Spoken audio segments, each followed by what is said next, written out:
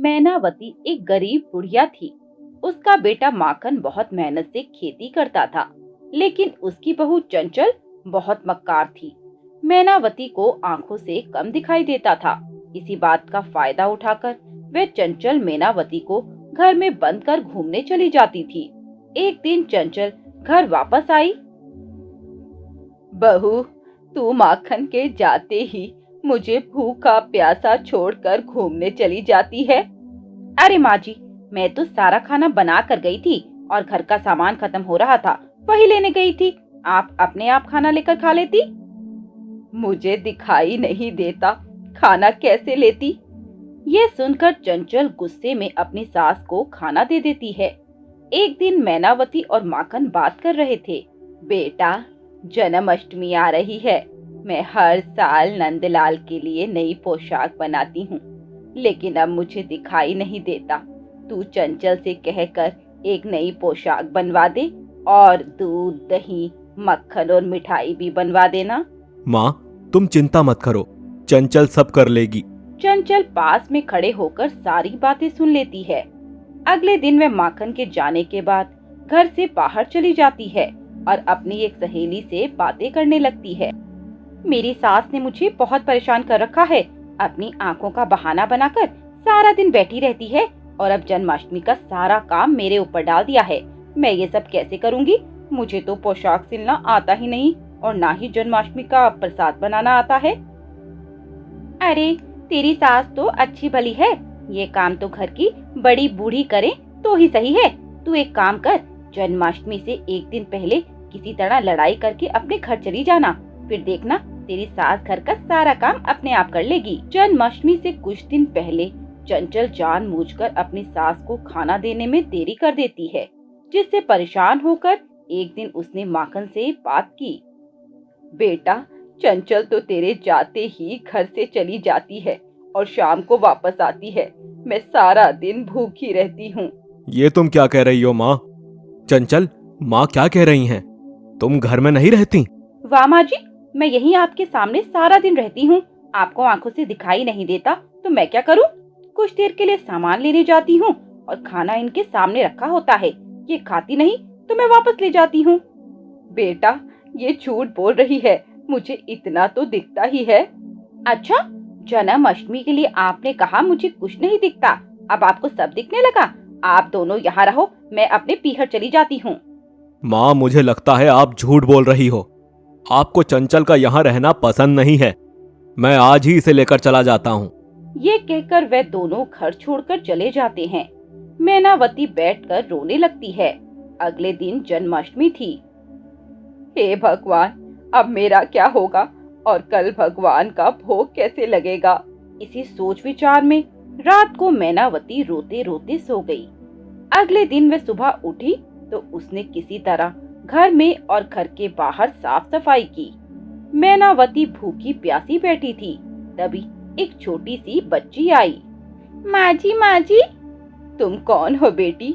माँ जी, मुझे तुम्हारे बेटे माखन ने भेजा है ये सामान देने। मैनावती ने देखा उस सामान में कृष्ण जी की पोशाक, दूध, दही, मक्खन और मिठाई थी। लेकिन बेटी, वे दोनों कहाँ हैं? वो सब मुझे नहीं पता। उन्होंने जो दिया मैं वे ले आई। जब वे आए आप उन्हीं से पूछ लेना। मैनावती ने कान्हा जी को सजाया, पूरे दिन व्रत रखा। रात के समय मैनावती ने देखा माखन और चंचल उसके सामने खड़े हैं। माँ जी, मुझे माफ कर दीजिए। आज जन्माष्टमी के दिन मुझे अपने कर्मों का फल मिल गया। मैं जा रही थी, तभी ठोकर लगी और मैं गिर गई और मुझे दिखना बंद हो गया। हाँ माँ, हमें माफ कर दो, तभी कान्हा जी हमें माफ करेंगे। लेकिन तुमने तो कान्हा जी की पोशाक और माखन मिठाई भेजी थी एक बच्ची के हाथ से। नहीं माँ, मैंने तो किसी को नहीं भेजा। माँ जी, मुझे आज समझ में आया कि आपको कितना कष्ट होता होगा। अब तो मैं जीवन भर अंधी रहूंगी। रात को कृष्ण जी के जन्म के समय तीनों ने कान्हा जी की पूजा की। मैनावती ने दोनों को प्रसाद दिया और खुद भी प्रसाद खाकर व्रत पूरा किया। प्रसाद खाते ही मैनावती और चंचल को सब कुछ साफ साफ दिखाई देने लगा। मेरे नंदलाल ने तुम्हें माफ कर दिया और उन्होंने स्वयं राधा रानी को मेरा व्रत पूरा कराने के लिए भेज दिया। एक गांव में एक सेठ जी रहते थे। उनके पास धन दौलत बहुत थी। उनका एक बेटा था जो कि पागल था। सेठ जी दिन रात चिंता में रहते कि यह लड़का कैसे ठीक होगा। इसी चक्कर में सेठ जी का काम धंधे से मन उठ गया था। एक दिन उनकी दुकान के गरीब नौकर ने सेठ जी से पूछा, मालिक, आजकल धंधे में बहुत नुकसान हो रहा है और आप ध्यान ही नहीं दे रहे हो। क्या करूंगा इस धंधे का, जब मेरा बेटा इसे संभाल ही नहीं सकता। मालिक, हिम्मत से काम लीजिए, मैं एक उपाय बताता हूँ, आपका बेटा ठीक हो सकता है। क्या उपाय है, बताओ। यहाँ पास ही में भगवान कृष्ण और राधा रानी का मंदिर है, आप उसमें जाकर प्रार्थना कीजिए। मैं तो हर मंदिर में घूम आया, कुछ नहीं होता।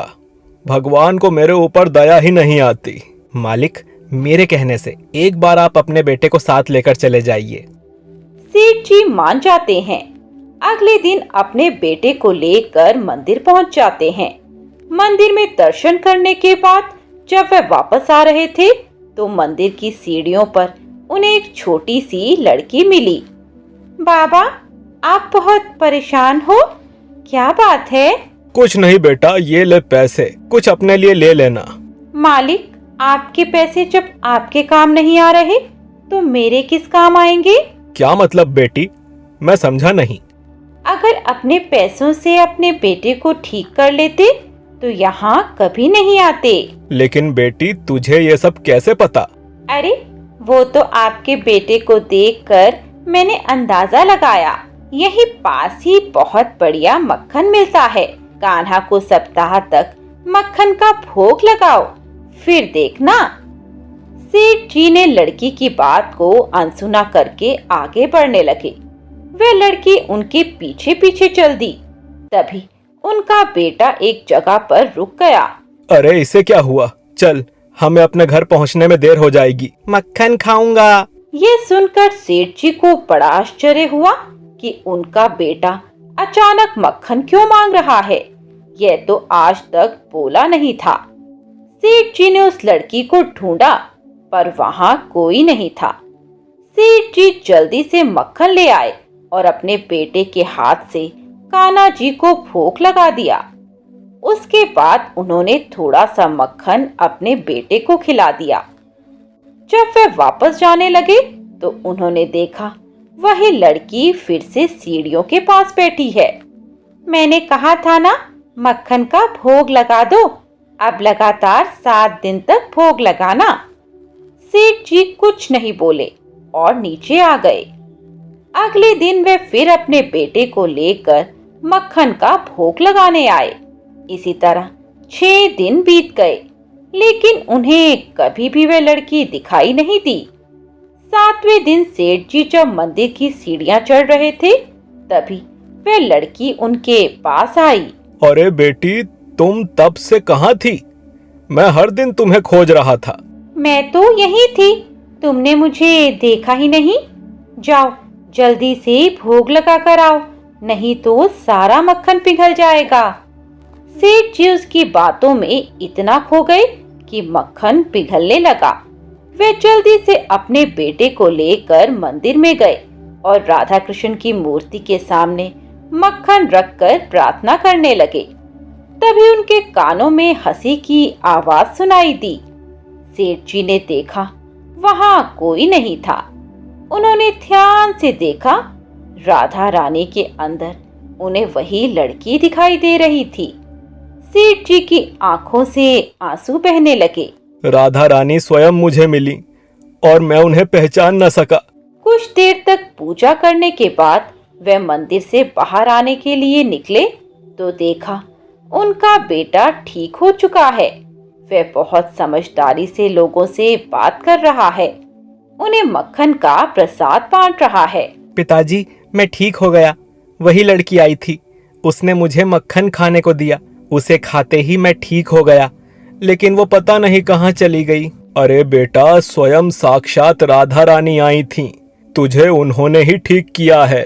सेठ जी उसी मंदिर में सेवा करने लगे। उनके लड़के ने सारा काम धंधा संभाल लिया। राधे राधे। एक गांव